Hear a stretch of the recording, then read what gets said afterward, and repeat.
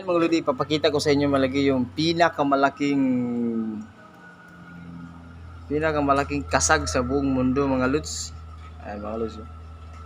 Nakikita niyo ba yan mga lodi? Ayan o. Umiikot na mga lods. Ayan kasi magbubuhos na kami ng swimming pool.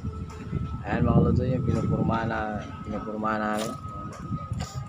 Ayan, pakita ko sa inyo mga lods. Ayan, umiikot na mga lodi. Ayan. Umiikot na yan. Tapos dito na yan, babagsak. Yan mga lods. Ayan na si Roland mga lods. Ayan mga lods yun. Lods. Ayan, napakasulit talaga mga lods kapag ganito ang ginagamit mo sa pagbubuhos mga lodi. Kapag nagbubuhos kayo ng 4th floor or 5th floor, 6th floor mga lods, ito lang ang gagamitin yung mga lodi kasi napakasulit talaga ito mga lods kapag may ganito kayong boom truck mga lods. Ayan mga lods oh. Ayan mga lods, umano na eh.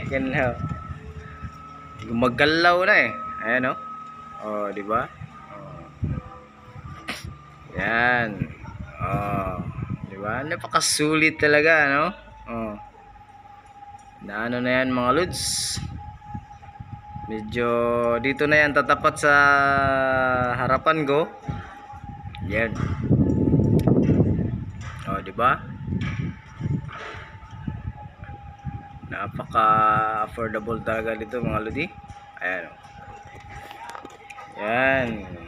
Oh. Dito na yan tatapat sa may swimming pool mga lods kasi magbubuhos na ngayon. Ayun, di ba? Oh. Oh. Laking ano yan. Laking sasakyan yan mga lods. Ayan mga lods. Oh, papakita ko sa iyo. Dito na yan tatapat dito sa baba. Ayan. Oh. Wow. Oh, haba na. Umabot yan ng 15th floor. Ayan mga lods. Nakikita nyo ba yan? Ayan o. Oh. Di ba? Dito na yan tatapat banda sa may swimming pools. Di ba? Oh. Kasi ngayon ang schedule ng buhos natin eh. Ayan o. Oh, ayan, di ba? Ay, napakasulit talaga mga lods kapag may ganito kang mga equipment mga lods. Sa buong buhay nyo mga lods, nakapag ano na ba kayo ng ganitong mga equipment? Ayan o. Napakasulit talaga ang gumagawa nitong klaseng ano na to, pang buhos ng beam at saka yung sahig. Ito pala yung boom truck mga lods. Hindi pala, sorry, pump rate. Ito pala yung pump rate na ano. Yan, habanan. Ayan, hanggang dulo dun, no? Yun, no? Yan. Yan. Tatapat na yan dito.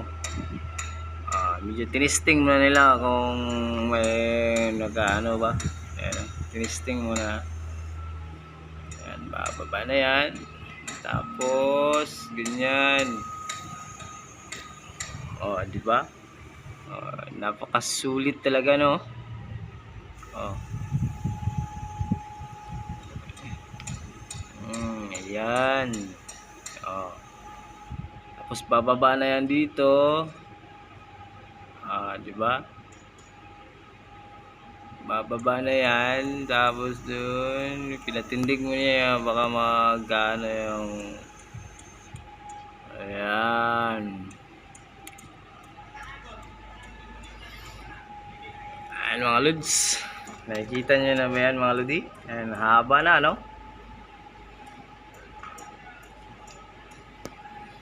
So, hanggang dito na lang mga lods. Please follow and share my videos. Thank you.